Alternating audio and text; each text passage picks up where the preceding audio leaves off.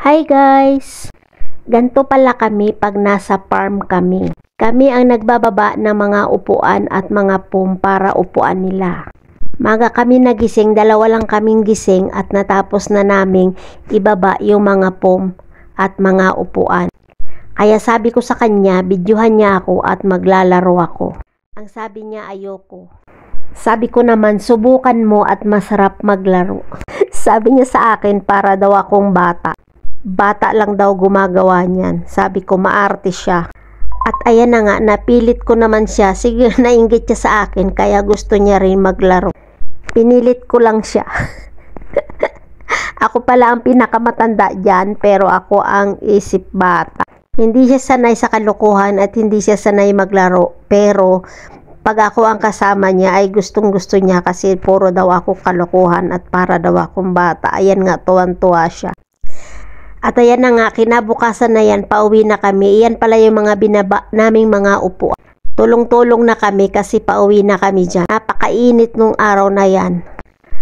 At ayan na nga, ginaya kami ng mga ng bata.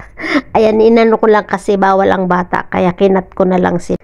O diba, ang dami naming hinahakot. Kahapon ay 2 lang kami naghakot. Ngayon ay 5 na kami naghakot kasi nga pataas. Mas mahirap kasi pag pataas. At sinabihan sila na tulungan kaming 2. Yung 3 na yan ay hindi talaga yan tumutulong. Ang kusa talagang tumutulong sa akin ay yung kasama ko naglaro. Pero yung 3 na yan, pag hindi talaga sila inutusan ay hindi sila tutulong. Ewan ko ba, ganyan talaga. At napakainit na nga dyan. Ayan yung mga upuan na aming pinapasok. Nilabas namin tapos pauwi na kami. Kami rin ang nagpapasok sa bahay. Dahil hindi naman pwedeng iwan na ganyan, nakabuyang-yang yan, baka umulan.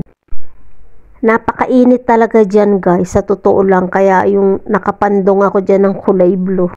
Yan palang pinandong ko sa ulo ko ay yan yung ginagamit nila para magdasal. Buti nga hindi naman sila nanggagalit kasi yan lang ang nakuha kong pangpandong. Mas sumasakit talaga ang ulo ko dyan sa init at saka ang bigat pa ng mga binubuhat namin. O diba, ganyan ang buhay katulong dito sa Jordan sa araw-araw, sa 17 years, ganyan ang ginagawa ko. Yang mga kasama ko pa yan ay bago lang yan, ako ang pinakamatagal dyan.